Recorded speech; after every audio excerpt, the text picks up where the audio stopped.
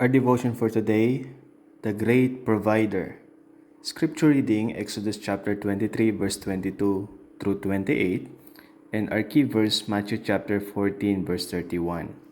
Nagsasalita dito, Panginoong Jesus, "And immediately Jesus stretched forth his hand and caught him and said unto him, O thou of little faith, wherefore didst thou doubt?" So, alam ho natin na ang Diyos ay hindi committed na tugunan lahat ng iyong kagustuhan, but God is committed na tugunan lahat ng iyong pangangailangan.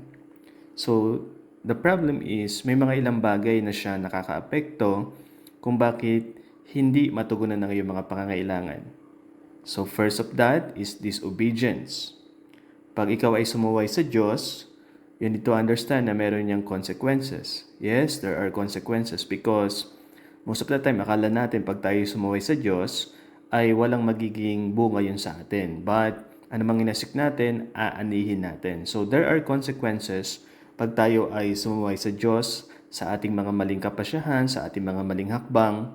So, napakahalaga na ma-realize mo na pag sumuway ka sa Diyos, mayroong consequence yan na ang iyong pangangailangan ay hindi magkakaroon ng katugunan.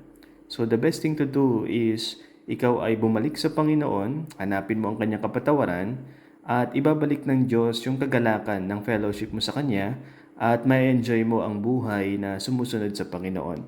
And then second is doubt. Pag nagduda ka sa Diyos, yan ay nagpapakita na mahina ang iyong pananampalataya sa Kanyang kakayahan na Siya ang tutugon sa iyong mga pangangailangan. So, pag hindi ka nagtiwala sa Diyos, tinatanggal mo ang plano niya sa iyong buhay. And it is a great mistake na tayo ay magduda sa Diyos. Given na siya ay great provider natin, given na siya ay very proven sa buhay natin bilang isang mananampalataya. And then third thing is manipulation. No? Pag minanipulate natin yung mga circumstances natin, yung mga ginagawa natin na mas sinusunod natin, yung sarili nating paraan upang matugunan yung ating pangangailangan, diyan tayo nagkakaroon ng problema. Diyan naaapektuhan yung ating pananampalataya at yung ating spiritual life. So, pag sinubukan mong matugunan ng iyong pangangailangan sa paraan mo, hindi ka humingi ng gabay ng Diyos, hindi ka humingi ng direksyon ng Panginoon, then maapektuhan yung provision ng Diyos sa iyong pangangailangan. And then, wrong motivation.